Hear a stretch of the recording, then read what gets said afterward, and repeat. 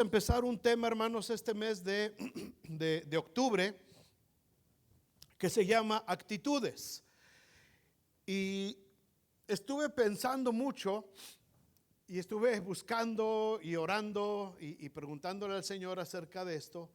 Y durante el mes pasado me venían a mi mente muchos temas parecidos y muchas cosas, pero como que de pronto cuando hay una cosa así como que se te va aclarando y todo va tomando un rumbo, y el Señor me marcó que era tiempo de hablar de este tema, actitudes, nuestras actitudes. Hermanos, estamos viviendo una gran avalancha de ideologías en este tiempo que están convirtiendo a las nuevas generaciones en personas muy débiles de carácter y muy enfocadas en sí mismas. Son dos características de esta generación que se está desarrollando. Personas débiles de carácter, y muy enfocadas en sí mismas. Esas son dos características que se están empezando a generar o que se han estado generando en los últimos años, prácticamente del año 2000 para acá. A la generación actual se le conoce ya como la generación de cristal. Todo les ofende, de todo se sienten mal, y cualquier opinión que sea contraria a la de ellos, creen que vulnera sus derechos. Lo más peligroso de esto, hermanos, es que el mundo está tratando de agradarles cada vez más, en vez de corregirles, en vez de llamarles la atención. Todo el mundo, toda la media, la social media y todas las corrientes están tratando de proteger este tipo de pensamiento, y esto está creciendo a un ritmo tan alarmante que da miedo, hermanos. Pero esto ha pasado a lo largo de toda la historia de la humanidad. Y no es que sea profeta ni mucho menos, pero cuando lees un poquito de historia te das cuenta. Todo lo que estamos viviendo ahora ya pasó, ha pasado muchas veces a lo largo de la historia. Y a lo largo de la historia vemos que este tipo de pensamientos, este tipo de ideología, este tipo de conducta social desencadena siempre en un colapso social. Desencadena en un colapso social. Lo que ahorita el mundo, la gente, los medios de comunicación aplauden, ¿verdad? Y se sienten orgullosos. Una persona que revela que está en contra de su sexo y que está en contra de cómo es y que quiere ser, se le aplaude, ¿verdad? Qué valiente, qué valor, qué esforzado. Pero lo que estamos aplaudiendo ahora, hermanos, dentro de unos años, toda la sociedad, toda la humanidad lo va a llorar y lo va a lamentar. Porque esto ha sucedido a lo largo, desde que el mundo es mundo, y lo vemos repetidamente en las historias bíblicas, y en la historia secular también lo vemos. Todas esas grandes civilizaciones, todas, los sumerios, los hunos, los babilónicos, los persas, los medos, los griegos, el imperio, todos esos imperios crecieron de esa manera, y en todos se desarrollaron estas mismas ideologías. Y en todos los aplaudieron y lo hicieron parte de la vida social, de la vida cotidiana de la civilización, y al final terminaron sucumbiendo, terminaron en un colapso social. ¿Cuándo va a pasar eso? No lo sé. No sé si vamos a alcanzarlo a ver o el Señor vendrá antes por la iglesia. Pero el mundo se dirige hacia un colapso social. Cuando se empezó a aplaudir y a ver con buenos ojos personas que declaraban que eran homosexuales o bisexuales, o ahora ya están saliendo cada cosa rara, ¿verdad? Ahora está saliendo ya las personas que se sienten animales, los transespecie. Y entonces, como yo me veo y como yo me percibo y yo me siento que soy un gato, tú tienes la obligación de tratarme como un gato, porque yo me percibo como un gato, y me mando a hacer un injerto de orejas y me tatúo, me inserto unos bigotes y me amarro una cola injertada en la piel real, se la injertan y empiezan ya no hablan, solamente hacen ruiditos como gatos, y el mundo tiene la obligación de tratarlos ahora como gatos, como caballos, como perros, como pájaros, a lo que la gente decida. A ese grado de ridiculez está llegando la sociedad. Ahora, y no me va a extrañar que este video en YouTube me lo censuren, no me importa. A ese grado está llegando la sociedad de ridiculez y se les aplaude. El problema es que cuando ya empezamos a ver que esto se empieza a salir de los bordes y se empieza a desbordar, entonces ya ahora sí la gente se está empezando a preocupar. Ahora los gobiernos se están empezando a preocupar. ¿Y ahora qué hacemos? El problema es que si ya le abriste la puerta a uno, ahora no se la puede cerrar a todos los que vienen atrás. Y ahora tienes personas de 64 años que dicen que es un hombre de 64 años, y ahora él dice que él es una niña de 5 años atrapada en el cuerpo de un hombre de 64 años. Transedad. Y entonces tuvo que hacer todo para que el gobierno de Canadá lo reconociera como una niña de 5 años a un varón de 64 años. Pero si ya le abriste la puerta a unos, ya no se la puedes cerrar a los demás. Si ya empezaste aceptando un estilo de vida, ya no puedes decir, no, bueno, ahora tú no, y yo por qué no. Si a ese sí le permitiste, ¿por qué yo no? Y la locura ha llegado a tal grado en la sociedad que un matrimonio de Canadá, un matrimonio joven, adoptó a esta niña de 5 años atrapada en el cuerpo de un varón de 64 años. Y le cambian los pañales, y le hacen sus chonguitos, y le ponen sus vestiditos, y ahora la lucha es que no se la aceptan en el kinder. Suena ridículo, hermanos, suena absurdo, pero es la realidad. Es lo que está viviendo nuestra sociedad. Y lo que hoy se celebra con aplausos y con leyes totalmente distorsionadas de la realidad, mañana se va a convertir en llorar y en crujir de dientes. Así ha sido siempre, hermanos, desde que el mundo fue sometido por el pecado. Esto no es nuevo. Es el resurgimiento de la antigua corriente humanista también, que ha permeado a través de los siglos desde los imperios antiguos. ¿De qué se trata el humanismo? Esto es como parte para que entendamos todo lo que vamos a hablar durante este mes sobre actitudes. La corriente humanista pone en el centro del universo al hombre. El hombre es el centro de todo. Lo que importa es lo que yo siento, cómo me veo, cómo me percibo, mis intereses, mis sueños, mis propósitos, mis luchas, mi empoderamiento, mi resiliencia y toda esa bola de tarugadas que han salido ahora. Yo soy el centro de todo. Dios está y la Biblia están para servirme en mis necesidades. Dios me tiene que amar, Dios me tiene que proveer, Dios me tiene que respaldar, Dios me tiene que sanar, Dios me tiene que restaurar, Dios me tiene que dar de su infinita gracia y misericordia, porque yo soy el centro, yo soy el merecedor de todas las cosas. Como consecuencia, el hombre le hace el gran favor a Dios de agradecerle. Ese es el pensamiento. ¿Por qué vas a la iglesia? Pues porque creo que le tengo que ir a agradecer al Señor. Mira que gracias, gracias que te tomas la molestia de venir a la iglesia a agradecerle al Señor.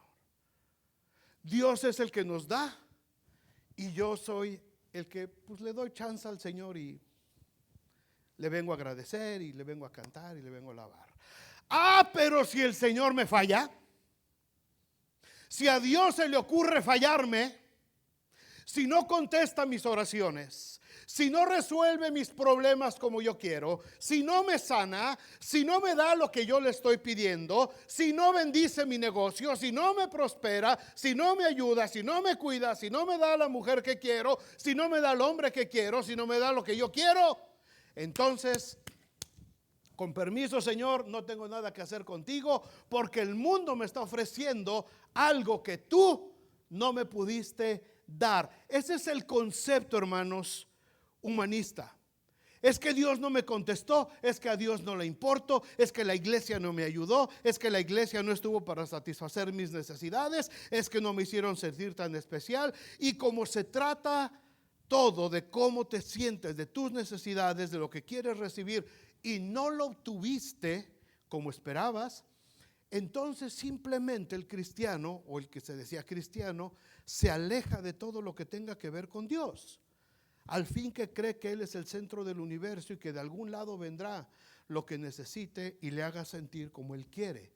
Y ahí es donde entran todas esas nuevas sectas que están saliendo, y el coaching y el empoderamiento y la motivación y todo eso. Y ahí se van a meter porque ahí encuentran lo que Dios no les pudo satisfacer. ¿Se entiende esto, hermanos? Esto no es la Biblia. La Biblia no dice esto. La Biblia dice que de Jehová es la tierra y su plenitud, el mundo y los que en él habitan, porque Él la fundó sobre los mares y la firmó sobre los ríos. ¿Ok? Él es el centro de todo. Mi vida gira en torno a Él. No es Dios el que gira en torno a mí. Yo no soy el sol alrededor del que giran todos los planetas, incluido Dios. Dios es el sol. Y la vida de todos nosotros gira en torno a Dios, no a nosotros, no a mis necesidades, no a lo que yo quiero, no a lo que necesito. Yo no soy el que importa, porque de modo que ya no vivo yo, mas vive Cristo en mí. Y lo que ahora vivo, lo vivo a través de la fe del Hijo de Dios, que se entregó y dio su vida por mí. ¿Se entiende esto, hermanos? Así es como funciona. Así es como funciona en el mundo. Pero en la Biblia funciona de manera diferente. Y por eso es tan importante que todos nosotros entendamos estos conceptos y de qué se tratan todas estas actitudes. Porque todo este comportamiento, hermanos, se demuestra a través de nuestras actitudes, de las actitudes que tenemos todos los días. Una actitud es la posición que adoptamos ante una circunstancia determinada. Eso es lo que es una actitud. ¿Qué es una actitud? Es la posición que adoptas ante una circunstancia determinada. La forma en que reaccionamos y como consecuencia nuestras actitudes van a determinar nuestro comportamiento. Léanlo con calmita. Si lo alcanzan a ver, léanlo y procesenlo en su mente. Esfuércense, echen a andar su mentecita. ¿Qué es una actitud? Una actitud es la posición que adoptamos ante una circunstancia. ¿Cómo reaccionas ante la enfermedad? ¿Cómo reaccionas ante el dolor? ¿Cómo reaccionas ante una sorpresa agradable? ¿Cómo reaccionas ante una situación desagradable? Esa es la actitud, la forma en que respondes. Entonces, como consecuencia, todas esas actitudes van a determinar la forma en que nosotros nos comportamos, de manera individual, de manera familiar, como sociedad y por supuesto dentro de la vida de la iglesia. Ahora en las redes sociales se han creado todas estas cositas, ¿verdad? Que le llaman los emojis, los emoticones, que reflejan nuestras actitudes. Ahora es muy frecuente, te mandan un mensajito y contestas con una cosita de estas. Y el que recibe el mensaje entiende cuál es la actitud con la que recibiste el mensaje. Si te sorprendiste, si te ríes, si te quedaste indiferente, si te quedaste pensado, si te enojaste. Las cositas estas ayudan, ¿verdad?, a reflejar cuál es nuestra actitud ante cualquier circunstancia. Por eso las estoy usando como base para esta serie de pláticas. Hay para toda ocasión: alegría, sorpresa, enojo, desagrado, duda, asombro. Hay uno para cada actitud que queremos demostrar. Ahora, como cristianos, hermanos, seguimos siendo presa muy fácil de nuestras actitudes. Ya somos hijos de Dios, creemos en el Señor, estamos dentro de la iglesia, pero la verdad es que seguimos siendo presa de nuestras actitudes. Ya los apóstoles también se enfrentaban con esta situación, y en el Antiguo Testamento también se enfrentaban con esta situación, y en las cartas de los apóstoles hablan constantemente para corregir a la iglesia con exhortaciones y en algunas ocasiones con fuertes reprensiones acerca de las actitudes que estaban tomando los creyentes. En muchas ocasiones, hermanos, no nos damos cuenta de esto, cómo sucede. Creemos que estamos en una actitud correcta, cuando realmente estamos tomando actitudes carnales en vez de espirituales.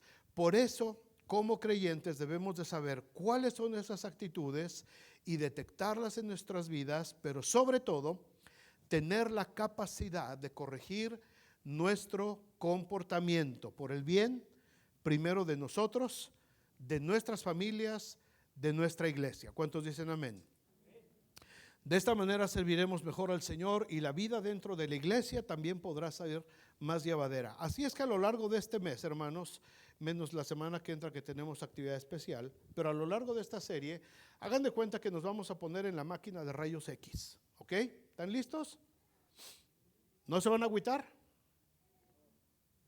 ¿Me siguen amando? Ok. Yo también me amo, no se preocupen. Dividí estas actitudes en cuatro grupos que vamos a ver durante el mes de octubre, porque son las actitudes de las que nos advierten las cartas apostólicas. Primero, hoy vamos a hablar un poquito acerca de las actitudes infantiles, pero también hay actitudes que muestran codependencia emocional y espiritual que tenemos que ver. Actitudes que reflejan también inmadurez espiritual y actitudes que reflejan que seguimos siendo egocéntricos, que nos hemos tomado esa cápsula, esa píldora de humanismo que el mundo está impulsando tan fuerte y ya se nos pegó un poquito quizás de ese egocentrismo. Así es que son esos 4 temas que con el favor de Dios vamos a hablar durante este mes de octubre. Así es que el propósito, hermanos, es que podamos identificar de manera personal algunas de estas actitudes en nuestras vidas. Por favor, no te preocupes por el vecino, no diga, ay, esto califica para mi marido. Ah, esta es mi esposa. Ah, este es el hermano fulano. Ah, no, prohibido. Cada quien tome lo que le corresponde y punto. Amén.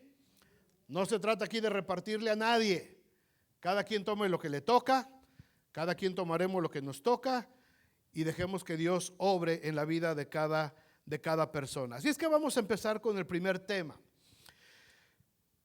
Tema 1, actitudes infantiles. Vamos a hablar acerca de actitudes infantiles. Abran sus Biblias en 1 Corintios 13:11. Después de que Pablo da todo un discurso acerca de lo que es el amor y las características del amor, dice este versículo en medio de ese discurso sobre el amor.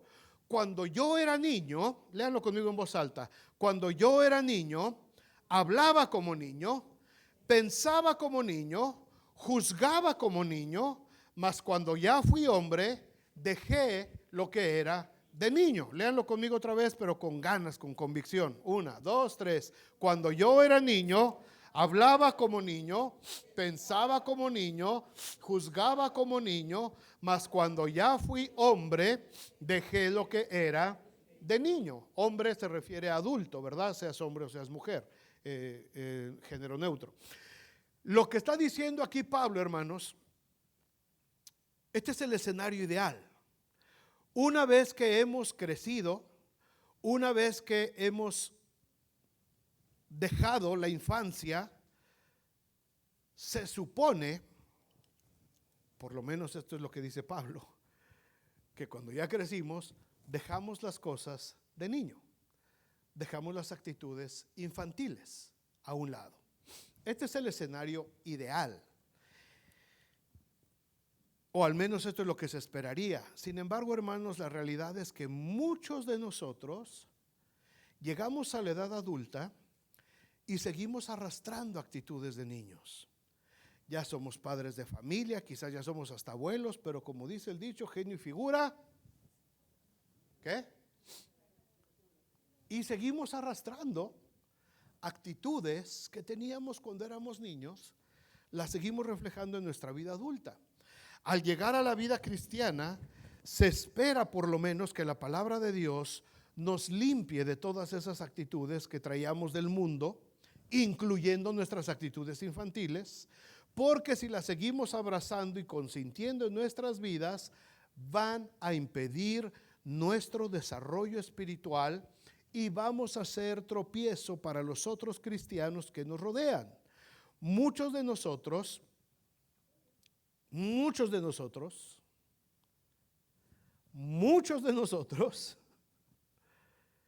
quizás de alguna manera inconsciente a lo mejor, seguimos con algunas actitudes infantiles en nuestro comportamiento. Hay muchas actitudes infantiles. Díganme alguna. ¿Qué actitud vemos en los niños que ya no debería de haber en nosotros? Berrinches. ¿Enojo por qué? Por algo que no pueden obtener. ¿Qué otra cosa?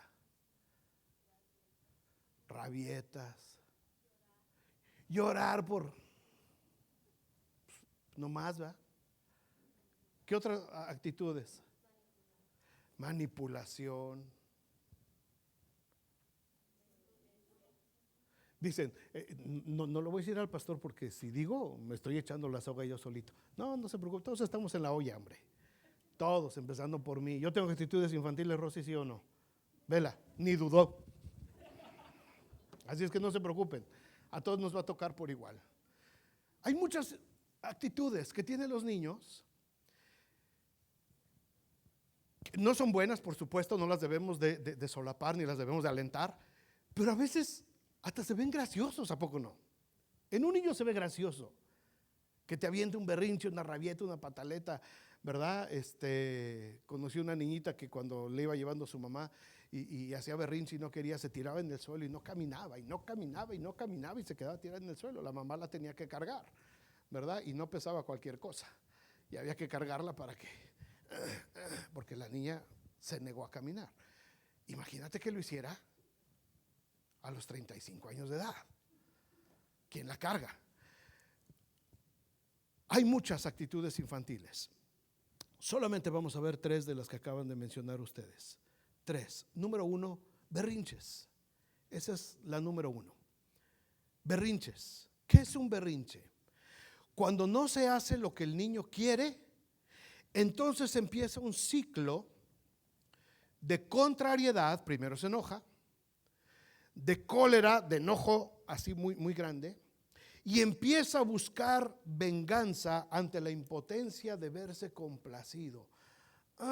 No me vas a comprar mi juguete. Y el niño empieza a pensar, ¿cómo me voy a desquitar de mi mamá? Tan injusta que es. Un juguete de $5 miserables no me puede comprar. ¿Qué hago? Ya sé. Ahorita llegando a su carro último modelo le voy a tirar la soda en el asiento para que sienta, para que vea quién soy yo.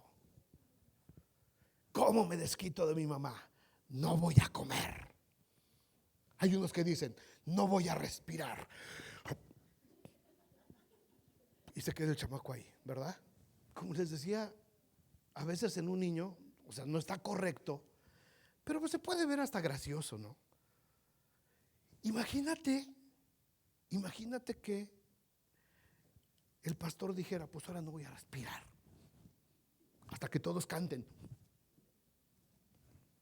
Se vería ridículo. Hay muchos ejemplos de berrinches en la Biblia, hermanos. Uno muy significativo y que nos llega a retratar a muchos de nosotros de cuerpo entero, sin duda, es el rey Acab, ahí en el primer libro de Reyes, en el capítulo 21. Empieza este capítulo diciendo, pasadas estas cosas, aconteció que Nabot de Jezreel tenía allí una viña junto al palacio de Acab, rey de Samaria. Y Acab habló a Nabot diciendo, dame tu viña para un huerto de legumbres. O sea, quería quitarle sus uvas y poner sus legumbres, porque está cercana a mi casa. Y yo te daré por esa viña una viña mejor que esta, o si te parece, te pago su valor en dinero. Y Nabot le respondió a Acab: guárdeme Jehová de que yo te dé de ti la heredad de mis padres. Es mi herencia, es mi tierra, no te lo voy a dar. Y fíjense el versículo 4, ahí está el berrinche. Y vino Acab a su casa triste, ¿y qué? Enojado por la palabra que Nabot de Jezreel le había respondido, diciendo: no te voy a dar la heredad de mis padres. ¿Y qué es lo que hizo el rey? Se acostó en su cama, se volteó hacia la pared y no comió. Tremendo berrinche. Tremendo berrinche. ¿Alguno de ustedes alguna vez ha dejado de comer porque está en berrinche? Para que se te quite. No voy a comer lo que hiciste de comer. Yo sí lo he hecho. Y lo hacía yo de chiquito y lo hice muchas veces y a mi mamá le daba risa. Porque dice: tú te enojabas, te dabas la media vuelta y te ibas, igual que acá, y no comías. Y tu hermano, el arribita de ti, enojado con su berrinche, con sus lágrimas, pero él se sentaba y se echaba su sopita. Diferentes actitudes. Se acostó en su cama, volvió a su rostro y no comió. Y aquí está la foto, hermanos, de un verdadero berrinche. Ahora, como les digo, un berrinche de estos en un niño no tiene mayor problema. El niño se queda dormido allí en su cama, al rato se levanta como si nada y ya se le pasó y se pone a jugar y ya, ahí terminó la cosa. O papá o mamá le dieron un grito, una reprimenda, y se calma y ya, al ratito se le olvidó al niño. El problema es que el protagonista de este berrinche tan infantil era un adulto, y no era un adulto cualquiera, era el rey de una nación, era el rey de Samaria. Y aquí es donde deja ya de ser gracioso, hermanos, y se empieza a volver peligroso cuando nosotros enfrentamos este tipo de actitudes todavía en nuestras vidas. Se puso más difícil. Dice el versículo 5: vino a él su mujer Jezabel y le dijo: ¿por qué está tan decaído tu espíritu, mi amorcito? ¿Por qué no come, mi rey? Mire que le hice su faisancito que tanto le gusta. Le hice pozolito de puerco, mi amor, cuchi, cuchi, cuchi. Véngase a comer, mi cielo. La peor combinación, hermanos, para un hombre que sigue haciendo berrinches de niño es una esposa insensata, torpe y falta de sabiduría. Es la peor combinación. La historia continúa diciendo que la mujer hace un plan para matar a Nabot, al que no le quiso vender su viña, y apoderarse a la mala de su propiedad, y lo consigue. Pueden leer toda la historia ahí después. Pero inmediatamente de eso viene el juicio de Dios por medio del profeta Elías. Dice el versículo 19, cuando Dios manda al profeta Elías: y le hablarás diciendo: así ha dicho Jehová, ¿no mataste y también has despojado? Y volverás a hablarle diciendo: así ha dicho Jehová, en el mismo lugar donde lamieron los perros la sangre de Nabot, los perros lamerán también tu sangre, tu misma sangre. Aquí es donde el berrinche deja de ser gracioso. Aquí es donde el berrinche, protagonizado por un adulto que tiene una actitud totalmente infantil, deja de ser graciosa y se convierte en un juicio de destrucción. Los berrinches de niños en adultos destruyen, traen dolor, traen amargura de espíritu. Cuando vemos tantos hombres, hermanos, tantos hombres, quizás ustedes conocieron algunos, que no consiguieron lo que querían de alguna mujer, llegaron al punto de violentarla, de violarla, de matarla inclusive, sin importarle todo lo que había alrededor de esa familia.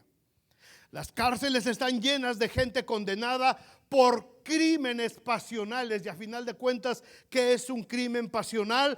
Un berrinche infantil en manos de un hombre adulto o de una mujer adulta también.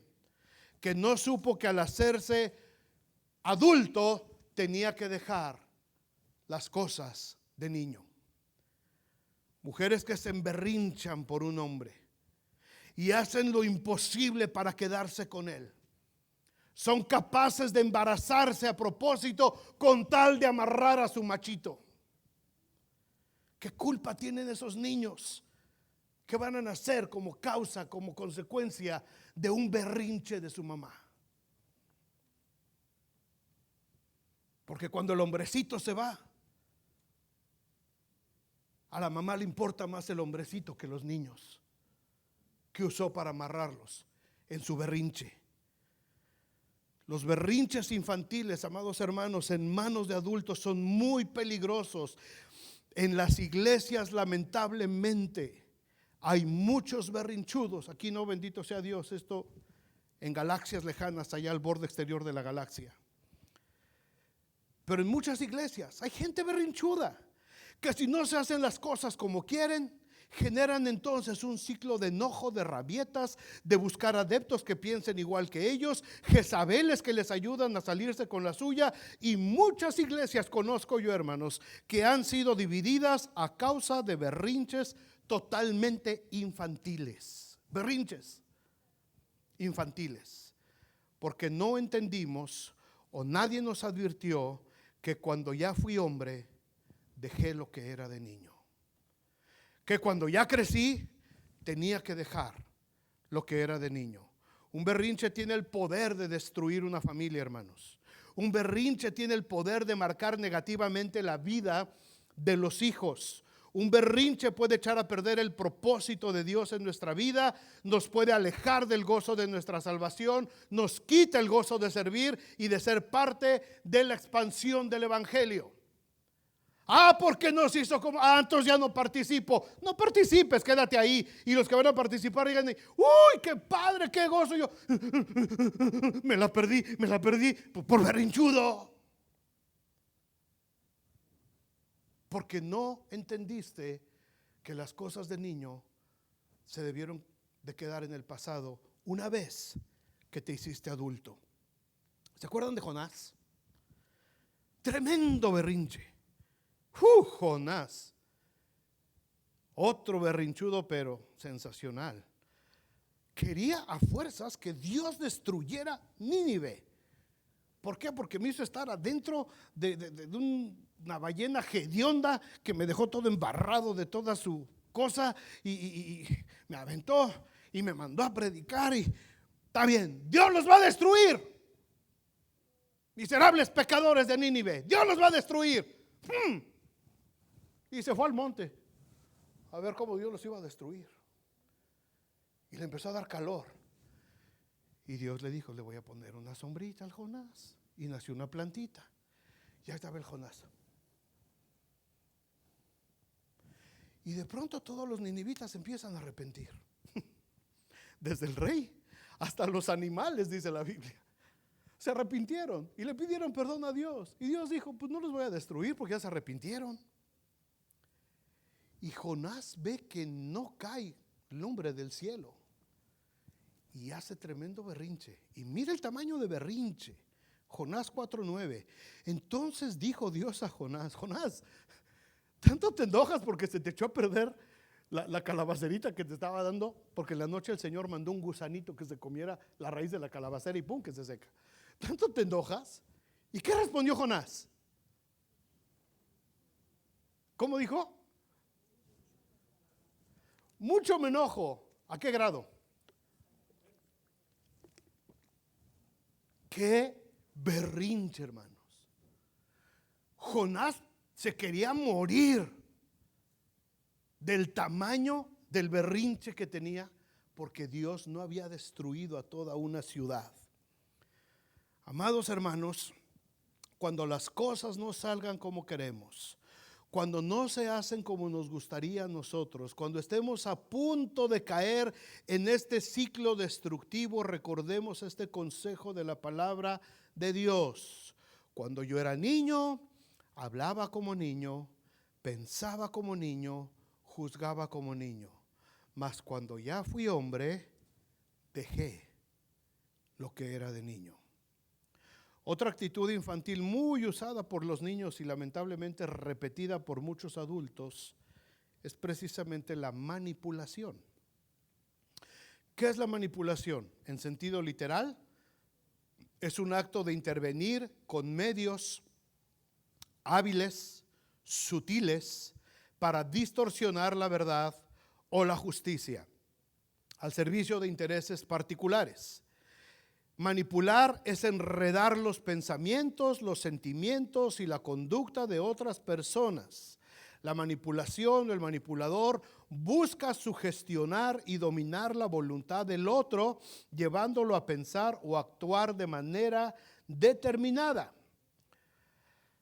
Hablando de niños, muchos experimentos y estudios han comprobado que los niños desde su nacimiento, desde que nacen, pueden llegar a manipular a través del llanto.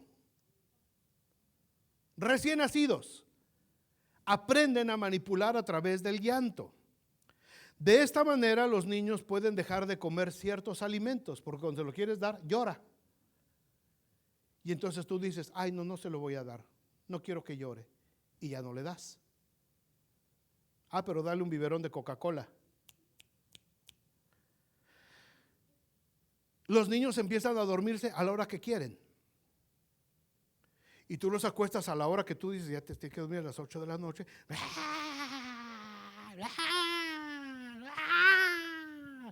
Y hasta que no vas y lo levantas.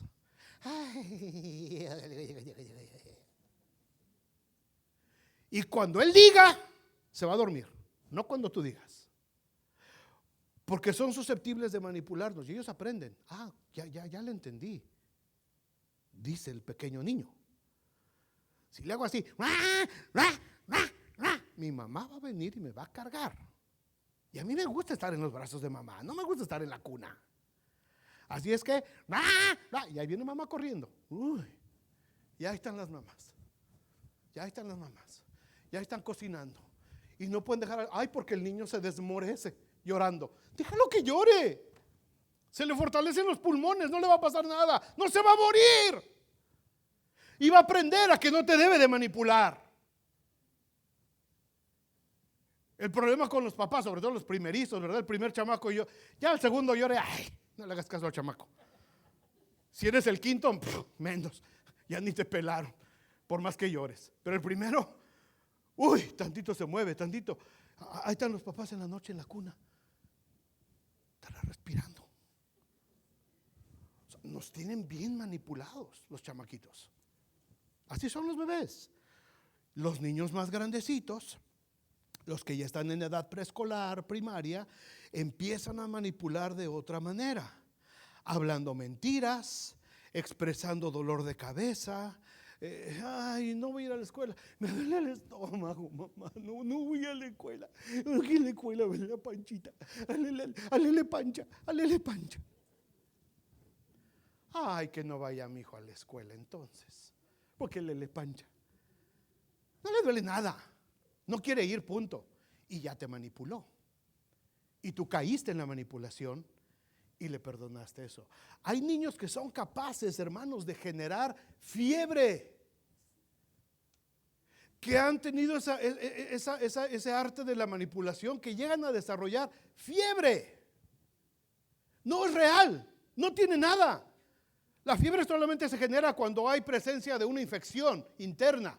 Si no, no hay necesidad de fiebre. Hay niños que llegan a generar fiebre con tal de manipular a sus padres.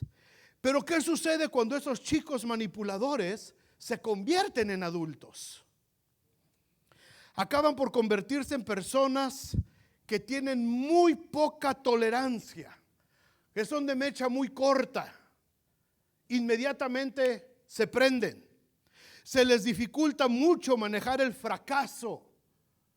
Cuando tienen un fracaso laboral, cuando los corren de una empresa, cuando quieren hacer un negocio y no les prende, es gente que no puede gestionar fácilmente el fracaso, una caída, no la puede gestionar. Muchas veces se hacen las víctimas, manejan la información como más le conviene. Es que yo era el mejor para ser el supervisor de la planta. Pero si tan solo ese que llegó, que no hubiera llegado porque yo era el mejor. Yo me lo merecía. Yo tengo 50 años dando mi vida a la empresa. ¿Y cómo me pagan? Con una patada y me mandan sin. Y entonces toda la gente alrededor se tiene que compadecer del que está haciendo su mano. Ay, pobrecito, sí es cierto. Venga, a la rurru niño de 50 años. No se preocupe, mi rey, todo va a estar bien. Los niños aprenden a manipular, hermanos. El problema es que cuando llegamos adultos, empezamos a arrastrar esas actitudes de manipulación. Dice una investigadora científica, Margarita Heinstein, tarde o temprano este comportamiento inadecuado va a tener su impacto. Tarde o temprano se va a manifestar. Los niños aprenden a manipular y se supone que cuando crecemos dejamos lo que era de niños. Pero muchos adultos seguimos manipulando y esa es otra actitud muy destructiva en nuestras vidas con la que seguimos dañando a la gente que nos rodea y a nuestra misma iglesia. Si no haces lo que quiero, me divorcio de ti. Uy, uy, uy. Si no haces lo que me voy a casa de mi mamá, decía la mujer normalmente antes, ¿verdad? Ahora ya las mamás no las quieren, sáquese de aquí. Pero antes era, me voy a casa de mi mamá. Era la clásica manipulación. Y el hombre, no, mi amor, no, perdóname. ¿Cuántas cosas, hermano, no hemos hecho para manipular a otros? ¿Cuántas cosas no hemos caído? ¿Qué dice la Biblia al respecto? Proverbios 21:6 dice, amontonar tesoros con lengua mentirosa es aliento fugaz de aquellos que buscan la muerte. Qué precioso versículo. En el caso de los niños, hermanos, la manipulación muchas veces se presenta con una poppy face, así. Se te para el chamaquito, no te dice nada. Estás en la tienda, está paradito junto a los dulces o junto a los juguetitos.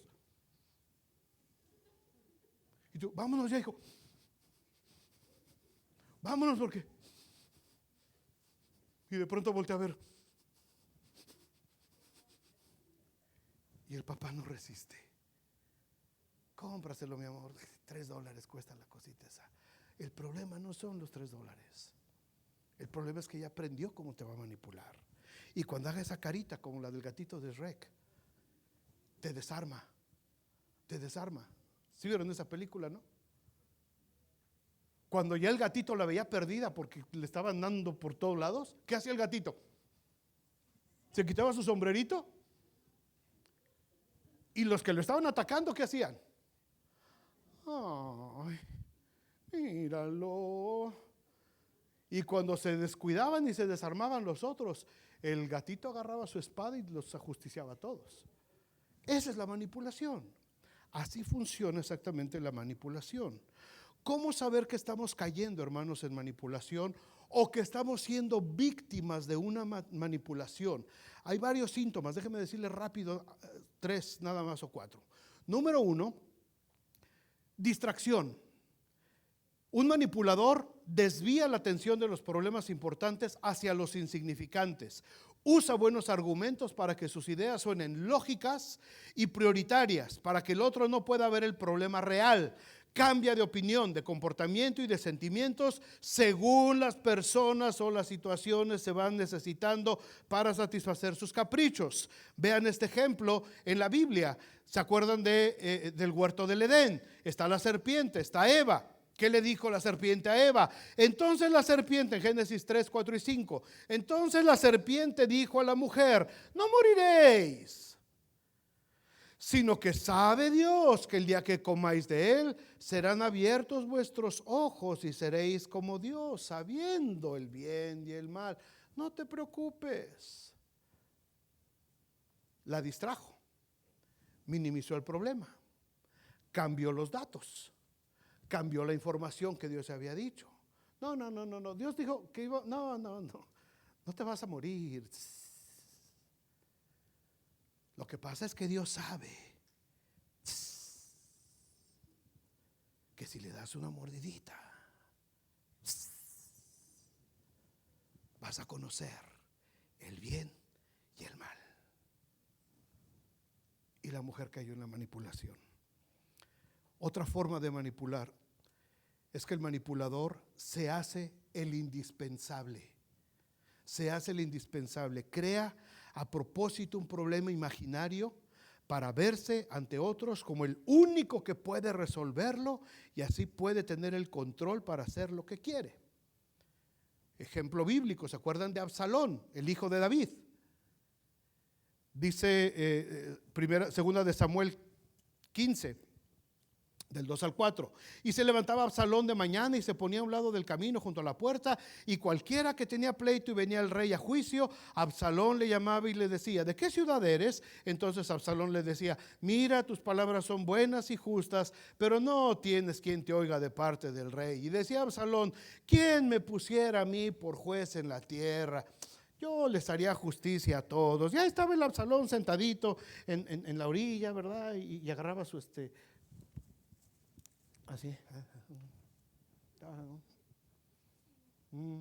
¿Y cuál es tu problema? No, es que mi vecino. Es justo lo que quieres. Está bien. Yo te daría la razón a ti. Pero no tienes quien te oiga allá dentro de la corte del rey. Ay, ¿quién me pusiera a mí por rey? Yo te haría caso a ti. Eso es manipulación, hermanos. Eso sabe feo. Eso es manipulación. Cuando una persona empieza a emplear esta arma, a hacerse el indispensable, es que sin mí esto no funciona, es que sin mí no la vas a hacer, es que me necesitas. Eso es manipulación. Eso es manipulación.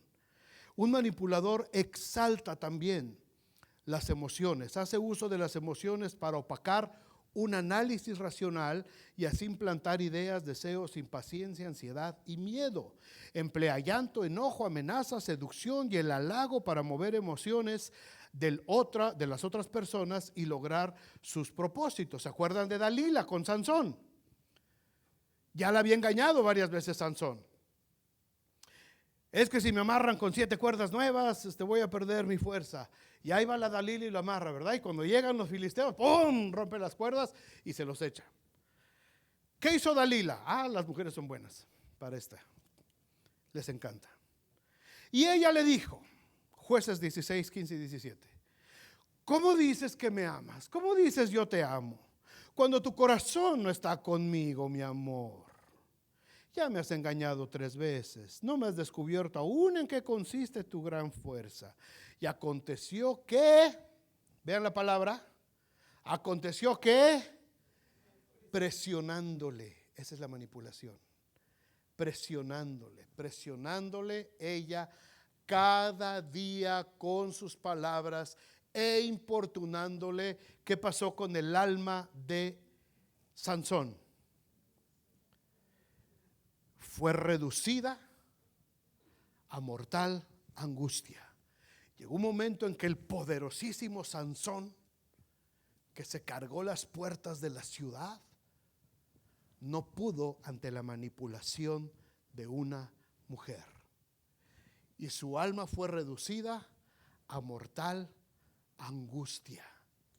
Qué peligroso, hermanos. Y entonces le tuvo que soltar la verdad, Sansón. Algo que se le había advertido a Sansón de parte de Dios desde antes de nacer, que no podía hacer.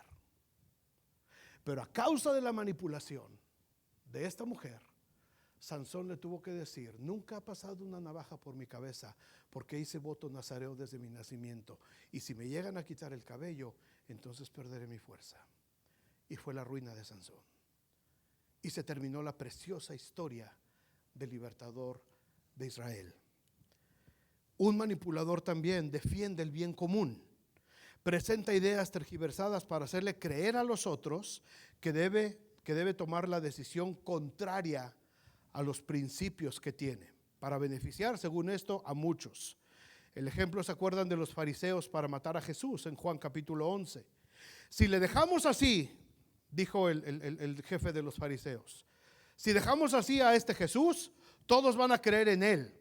Y vendrán los romanos y destruirán nuestro lugar santo y nuestra nación. Entonces Caifás, uno de ellos, sumo sacerdote, aquel año les dijo: vosotros no sabéis nada, ni pensáis que nos conviene que un hombre muera por el pueblo y no que toda la nación perezca. Manipularon los fariseos y Caifás a la multitud. Matemos a Jesús en vez de que los romanos nos maten a nosotros. Los manipularon y llevaron a Jesús a la cruz. Un manipulador cristiano usa mal la Biblia, saca un versículo de contexto, tergiversando el texto sagrado para que respalde sus ideas y lo ayude a obtener ventajas. Dice Segunda de Pedro, advierte esto, Segunda de Pedro: pero también hubo falsos profetas entre el pueblo, como habrá entre vosotros falsos maestros, que introducirán encubiertamente herejías destructoras, y aún negarán al Señor que los resucitó, atrayendo sobre sí mismos con destrucción repentina, y por avaricia harán mercadería de vosotros con palabras fingidas. Hermanos, esto lo estamos viendo. Muchísimas iglesias predicando acerca de la prosperidad, predicando acerca de los negocios, y predicando de esto y del empoderamiento y de esto y allá, solamente para tratar de sacar provecho de la gente. Esto es una realidad, lo estamos viviendo. Hay mucha manipulación en los púlpitos cristianos, hermanos.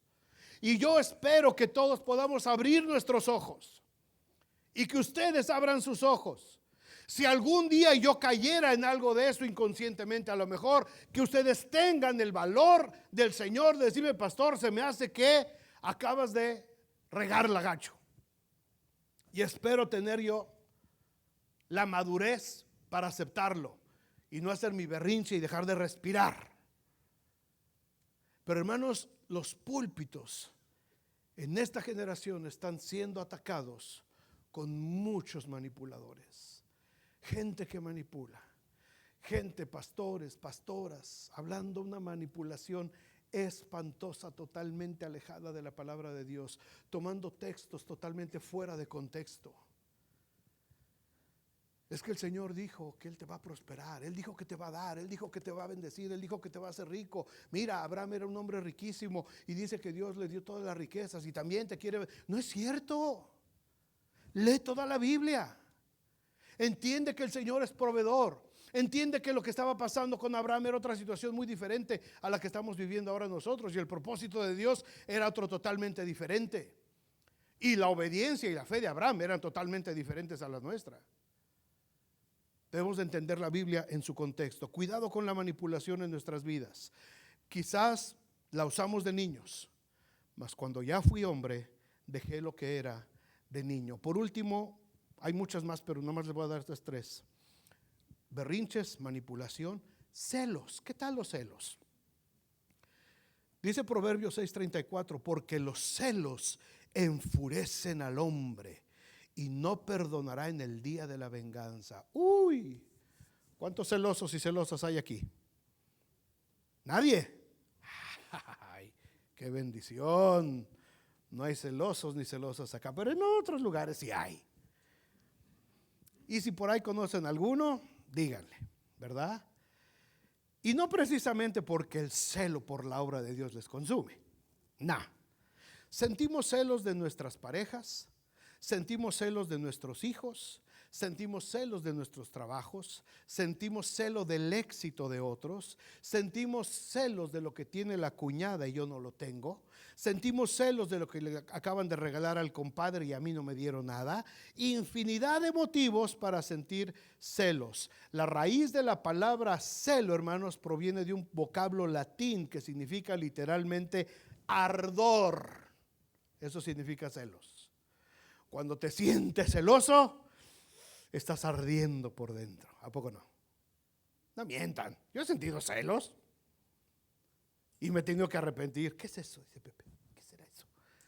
Se siente feo. Se sienten, sobre todo cuando anda uno apenas de noviecito, queriendo acá, ¿verdad? Y de pronto el otro amigo la invitó primero que tú. Te arde por dentro. Sientes ese ardor que te hace enojar, te hace reaccionar por lo general de una manera violenta y autodestructiva. Los niños son muy celosos de sus mamás, ¿verdad? Si tú le dices a un niño, es mía, ¿qué hace el niño? ¿Qué hace el chamaco? En un descuido te da una patada. ¡No!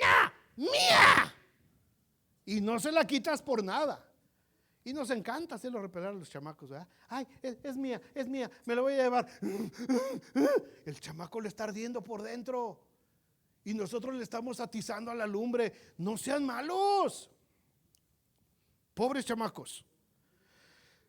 Los niños son celosos de lo que tienen en su entorno, de sus juguetitos, de su mesa. Empiezan a tener ellos sentido de propiedad, sentido de protección alrededor de lo que tienen. Esa actitud infantil, hermanos, en cierto modo les va ayudando a formar un círculo de seguridad ante lo que los rodea. Pero debemos de irles dando una seguridad mejor, de que no es esa la manera de sentir celos, sino de enseñarles a empezar a compartir. Los niños van creciendo y cuando siguen siendo adultos, se siguen enfrentando, hermanos, con celos que los llevan a separarse, a distanciarse y opacan el amor fraternal que debería de haber entre ellos. Muchos niños que crecieron celosos de sus hermanitos. En las familias numerositas se daba mucho esto el celo. ¿Y por qué a ella sí le dan? ¿Y por qué a mí no? ¿Y por qué a él sí? ¿Y por qué a mí no? ¿Y por qué a él se lo llevaron y a mí no? Ah, porque él es el chiquito. Ah, yo soy el grande. ¿Se acuerdan de José y sus hermanos? ¿Por qué vendieron al José? Ah, porque era el consentido de papá. Ay, sí, mira, viene que se tenía de colorcitos. Ay, el fificito. Ay. Y les dio celos. Los hermanos tuvieron celos y lo acabaron vendiendo. Lo querían matar. La idea original era matarlo a José. Gracias a Dios que Rubén dijo, ay no, está muy gacho esto de matarlo. No, lo vendemos mejor como esclavito y nos hacemos de una lanita. Los celos entre hermanos son tan destructivos, hermanos. Y nosotros los fomentamos. Papás que están empezando a criar y los que van a criar, aguas con los celos. Cuando tú le compras a un niño y dices, es que le tengo que comprar al otro igual porque si no se me enoja, ya valió. Ya valió. Lo que le estás fomentando al otro, al que no le compraste ahora, son un esquema de celos. Si le compro a uno a él ahora, ok hijo, después te va a tocar a ti. No te preocupes. Hoy fue de tu hermano, de tu hermana. No pasa nada. Enséñale que no pasa nada. Si él no tiene lo que su hermano tiene. Y después de un tiempo a este le va a tocar. No te cargues la mano y siempre le des al conce. Dale también al otro. Pero enséñales que no deben de pelearse porque uno tiene y el otro no. Hey, tú que no tienes, alégrate porque tu hermanito tiene. Les estoy pidiendo mucho. Pero hermanos, estamos hablando de adultos, no de niños. La escuela para padres viene después. Adultos, ¿a poco no nos portamos igual? Ay, ¿por qué ese sí tiene y yo no? Ay, mira la cuñada que se compró la casa. Ah, yo también quiero lo mismo. Ay, es que esa se operó los ojos. Ah, pues yo también. Es que esa le pusieron nariz nueva. Yo también quiero nariz y manos también por ahí de paso. O sea, celos enfermizos. En la Biblia podemos identificar algunas fuentes que provocan celos. Déjenme decirles nada más 2 o 3 rapidito en 2 minutos. Una fuente de celos es la envidia. Génesis 31 dice, viendo Raquel que no daba hijos a Jacob, tuvo envidia de su hermana y le dijo a Jacob, dame hijos, sino que, ¿a qué grado llegan los celos? Los celos. Si no me das hijos, me muero. Igual que el Jonás haciendo su berrinche. La envidia produce celos. Este sentimiento se genera porque no se puede ofrecer algo que no se tiene y que desea darlo al ser que uno ama. Muestras de cariño, situaciones económicas, familia, etcétera. La envidia. Número 2, la amargura. Santiago 3:14 dice, pero si tenéis celos amargos y ambición personal en vuestro corazón, no seáis arrogantes y así mintáis contra la verdad. Celos amargos, no hay celos dulces. No hay celos dulces, hermanos. Los celos son amargos. Los celos envenenan, los celos destruyen, los celos nos llevan a autodestrucción. La amargura nos lleva a sentir celos, amargura arraigada en el alma de una persona como consecuencia de no haber perdonado a personas quizás que le hicieron daño en el pasado, probablemente en la infancia. Abandono de los padres, maltrato de una madre, castigos severos, en fin. Todo eso se manifiesta en amargura inconscientemente, y eso, asociado a las vivencias pasadas, produce un esquema de celos. Porque él tiene todo lo que quiso de pequeño y yo no. Porque a él sí lo quisieron y a mí no. Porque él sí tiene papás y yo no. Porque a él sí lo quieren y a mí no. Porque él sí tiene un buen matrimonio y el mío está de cabeza. ¿Por qué? Porque esa amargura constante provoca un esquema de celos, y los celos producen destrucción, hermanos. Los celos traen destrucción. Por último, Santiago 3:16 habla de la confusión, porque donde hay celos y ambición personal, allí hay confusión y toda cosa mala. Esto se puede deber a una vida desordenada, por no tener una familia bien integrada durante la infancia, no tener una mejor corrección, y todo eso, hermanos, se tienen parámetros que el mundo ha instalado en el alma de la gente, y eso genera un estado de confusión con lo que se establece bíblicamente. Para solucionar esto, se debe renovar la mente, quitando todas las cosas del pasado, familiares, del mundo. Ir y dejar que el Señor ministre en nuestra alma y que nos renueve constantemente. Vengan, hermanos de alabanza, por favor, ya se nos pasó el tiempecito. Vamos a terminar, hermanos. Hay más actitudes infantiles, por supuesto, pero como tomar cosas que no nos pertenecen, burlarse de los demás, molestar a otros sin ningún motivo, no querer que otros participen de nuestras actividades, en fin. El propósito de esta plática es hacernos reflexionar sobre todo esto que muchas veces de manera inconsciente seguimos haciendo. Ahora que estamos en Cristo, debemos de renovar nuestras mentes y dejar lo que era de niños. Cada uno de nosotros, hermanos, puede pensar: ¿qué actitudes estoy arrastrando de mi infancia? Y lo más probable es que, si somos honestos, todos venimos arrastrando alguna. Todos, empezando por mí. Todos venimos arrastrando ciertas actitudes infantiles. Quizás no nos hemos dado cuenta, quizás no la percibimos, o quizás sí, y alguien nos ha dicho: oye, déjate de actuar como niño, como niña. Pero nosotros hemos seguido en eso. Pero a la luz de la palabra de Dios, hermanos, la Biblia dice: cuando ya fui hombre, dejé lo que era de niño. Y el problema, la raíz de muchos de nuestros problemas, hermanos, tiene que ver con actitudes. Por eso la importancia de este tema. Esto no es doctrina, esto no es teología, esto es ética cristiana. La ética nos habla y nos ayuda a acomodar nuestra conducta a la luz de la palabra de Dios. Y si somos honestos, los que estamos aquí, los que están en casa viéndonos también, si somos honestos, venimos acarreando muchas de estas actitudes. Dentro de 15 días y después veremos otros paquetes de actitudes. Pero estas actitudes infantiles, hermanos, son muy peligrosas cuando ya están en un adulto. En un niño pueden pasar y como quiera las sacamos adelante. Pero en un adulto se convierten en un arma de destrucción y destruyen tu vida, destruyen tu familia, destruyen tu entorno, y muchas veces llegan a destruir iglesias. Cuando hay gente que no ha entendido que ahora que ya crecí, tuve que dejar lo que era de niño y entrar en un ambiente de madurez, de crecimiento espiritual. Pónganse de pie, hermanos, oramos.